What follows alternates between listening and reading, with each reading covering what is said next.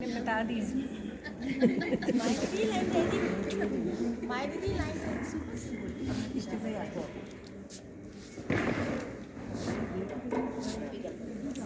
माँ भारती के चरणों में नमन करता हूँ और नमन करता हूँ उन सभी शहीदों को। कागज छोटा सा ही है, ज़्यादा बड़ा नहीं, जिनकी शहादत के बल पर आज हम यहाँ सभी उपस्थित हैं। और नमन करता हूँ इस संस्थान के युग पुरुष मजीठिया जी को, और नमन मेरे समक्ष उपस्थित बच्चों का भविष्य बनाने वाले अपने अपने विषयों के विशेषज्ञ उनके गुरुजनों को। आज FM पर उर्दू में समाचार आ रहे थे तो उपस्थित वजीर आला आदरणीय प्रधानाचार्य महोदय और मुख्य अध्यापिका महोदय, मैं भारत की गौरव गाथा गाने आया हूँ। मैं भारत की गौरव गाथा गाने आया हूँ। मैं भारत के दर्शन का दर्शन कराने आया हूँ। आजादी की बलि वेदी पर झूले जो हंसते हंसते, ऐसे उन शहीदों की गौरव गाथा गाने आया हूँ। आप सभी को गणतंत्र दिवस की बहुत बहुत बधाई। आज कर्तव्य पथ पर पूरा देश भारत की आन बान शान और भारत के गौरव को, भारत की प्रतिष्ठा को, भारत की शक्ति को देख रहा है, और जिसकी आज के समय में आवश्यकता भी है। हरिवंश राय जी की इन 4 पंक्तियों से देखिए क्या है। मुझे पता है सर्दी है, मैं मिनट 2 ही लूँगा। 2 मिनट में वंदना हुई, 2 मिनट संस्कृति और 2 मिनट हमारे राष्ट्र का उत्थान और 2 मिनट माँ सरस्वती जैसा चाहेगी। हरिवंश राय बच्चन जी की 4 पंक्तियां हैं कि कटी बेड़ियां ओ हथकड़ियां, हर्ष मनाओ मंगल गाओ, किंतु यहाँ पर लक्ष्य नहीं है, आगे पथ पर पांव बढ़ाओ। आजादी वह मूर्ति नहीं है जो बैठी है मंदिर में, आजादी वह मूर्ति नहीं है जो बैठी है मंदिर में। उसकी पूजा करनी है तो नक्षत्रों से होड़ लगाओ, और हल्का फूल नहीं आजादी, हल्का फूल नहीं आजादी, वह है भारी जिम्मेदारी, और उसे उठाने कंधों के बुझ झंडों के बल को तोलो। मैं अपने चंद शब्दों की अथ से इति तक की यात्रा में कुछ बिंदुओं को छूने का प्रयास करूंगा जो गौरव की गाथा को इंगित करेंगे, जिसके 2 पक्ष रखे हैं, एक राष्ट्र उत्थान और एक भारतीय दर्शन और संस्कृति। संविधान में निहित आदर्शों ने निरंतर हमारे गणतंत्र को राह दिखाई है। इस अवधि के दौरान भारत एक गरीब और निरक्षर राष्ट्र की स्थिति में आगे बढ़ते हुए विश्व मंच पर एक आत्मविश्वास से भरे राष्ट्र का स्थान ले चुका है। बाबा साहब अम्बेडकर और अन्य विभूतियों ने हमें एक मानचित्र तथा एक नैतिक आधार प्रदान किया। उस राह पर चलने की जिम्मेदारी हम सबकी है। हम काफी हद तक उनकी उम्मीदों पर खरे उतरे भी हैं, लेकिन हम यह महसूस करते हैं कि गांधी जी के सर्वोदय के आदर्शों को प्राप्त करना अर्थात सभी का उत्थान किया जाना अभी बाकी है। फिर भी हमने इस क्षेत्र में उत्साहजनक प्रगति प्राप्त की है। भारत विश्व की सबसे पुरानी जीवंत सभ्यताओं में से एक है। भारत को लोकतंत्र की जननी कहा गया है, फिर भी हमारा आधुनिक गणतंत्र युवा है। स्वतंत्रता के प्रारंभिक वर्षों में हमें अनगिनत चुनौतियों और प्रतिकूल परिस्थितियों का सामना करना पड़ा।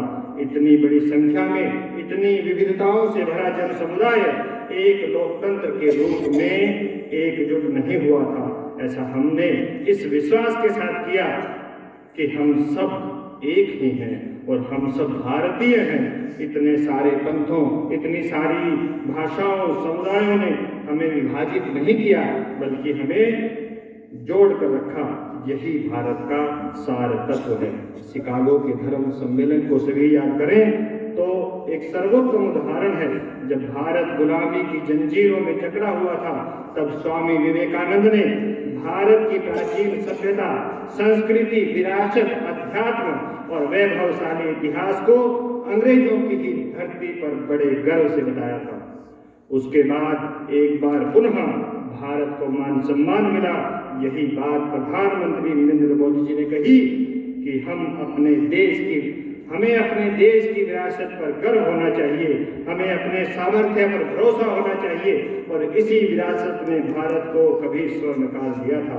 हमारी विरासत को विश्व मान रहा है। हम वे लोग हैं जो हर जीव में शिव को देखते हैं। भारतीय सशस्त्र बल को दुनिया में सबसे शक्तिशाली बलों में से एक माना जाता है। हमारी सेना ने कई युद्ध और मानवीय मिशन को सफलतापूर्वक अंजाम दिया। दुनिया में आज हम 4 बड़ी सैन्य शक्तियों में से एक हैं और हमारे पास दुनिया की अत्याधुनिक मिसाइल, टैंक, लड़ाकू विमान, वायुयान ही नहीं बल्कि ड्रोन तकनीक में भी हम शक्तिशाली हैं। अब हम अपने मिसाइल से अंतरिक्ष में घूम रहे सैटेलाइट को भी निशाना बना सकते हैं। भारत ने रक्षा उत्पादन की दिशा में क्रांतिकारी कदम बढ़ाए हैं। लड़ाकू विमान तेजस को लेकर आज दुनिया में चर्चा है, हम सब जानते हैं। अतः हमें अपने भारत के वीर जवानों पर गर्व करना चाहिए। हमारे भारत का स्पेस मिशन अब विश्व में उसकी धूम है। अब हम अपने ही नहीं बल्कि दूसरे देशों के सैटेलाइट लॉन्च करते हैं। एक दिन में 100 सैटेलाइट लॉन्च करने का हमने रिकॉर्ड बनाया। अंतरिक्ष प्रौद्योगिकी में भारत अब विश्व की चौथी बड़ी शक्ति है। भारत ने वर्ष 1975 में पहले अंतरिक्ष उपग्रह आर्यभट्ट का डिजाइन तैयार किया। इसके अतिरिक्त मंगल ग्रह की कक्षा में पहुंचने वाला भारत दुनिया का चौथा और अपने पहले ही प्रयास में सफल रहने वाला प्रथम देश बना। इन सभी कार्यों का श्रेय भारतीय अंतरिक्ष अनुसंधान केंद्र को जाता है। हम क्यों न अपने भारत पर गर्व करें। भारत एशिया में तीसरी सबसे बड़ी आर्थिक अर्थव्यवस्था वाला देश है। हम विकासशील देश से विकसित देश की ओर बढ़ रहे हैं। हमारे पास अब दुनिया के टॉप विद्यालय और विश्वविद्यालय है। हमारे यहाँ पर दुनिया के सबसे ज्यादा और टॉप सॉफ्टवेयर इंजीनियर हैं। हमने अपने दम पर अंतरिक्ष कार्यक्रमों में सफलता अर्जित की। भारत ने बस, रेल और हवाई यात्रा में भी अभूतपूर्व प्रगति की है। अब भारतीय रेलवे दुनिया के सबसे बड़े नेटवर्क में से एक है। एयरपोर्ट काउंसिल इंटरनेशनल ने दिल्ली स्थित इंदिरा गांधी अंतरराष्ट्रीय हवाई अड्डे को सर्वश्रेष्ठ हवाई अड्डे का खिताब दिया। प्रोडक्शन की बात करें तो भारत स्वतंत्रता के बाद हमारे देश में अब इतनी फैक्ट्रियां और मैन्युफैक्चरिंग कंपनियां जिनकी गिनती करना बड़ा मुश्किल है। इस देश में वह सब कुछ बनता है जो दुनिया में बनाया जा रहा है। Super computer, software, hardware, bike, car, जहाज और हवाई जहाज भी भारत में आज बनते हैं। आत्मरक्षा एक महत्वपूर्ण अंग है। पोखरण में परमाणु परीक्षणों को अंजाम देकर दुनिया को अपनी ताकत का एहसास कराया। आज भारत परमाणु से बिजली उत्पन्न करने वाला देश है और परमाणु सिर्फ विनाश नहीं बल्कि सृजन के लिए भी है। इंटरनेट और मोबाइल क्रांति में हम सबसे आगे हैं। 1981 में भारत ने पहला दूरसंचार उपग्रह एप्पल हासिल किया और दूर संचार के क्षेत्र में भारत ने जो उपलब्धियां हासिल की हैं उन्हें बयां करना बड़ा मुश्किल है। स्वर्णिम चतुर्भुज परियोजना ने भारत के हाईवे का चेहरा बदल कर रख दिया है। अब भारत के पास विश्व का सबसे बड़ा और सबसे सुगम और सड़क मार्ग है। राष्ट्र की प्रगति में महिलाओं का बहुत बड़ा ही योगदान है। आज बात करें तो सरपंच से लेकर के और राष्ट्रपति तक आज उन सभी पदों को महिलाएं सुशोभित कर रही हैं। आज की महिलाएं राष्ट्र की प्रगति के लिए पुरुषों के साथ कंधे से कंधा मिलाकर चल रही हैं। खेती बाड़ी से लेकर वायुयान उड़ाने तक और अंतरिक्ष तक जा रही हैं।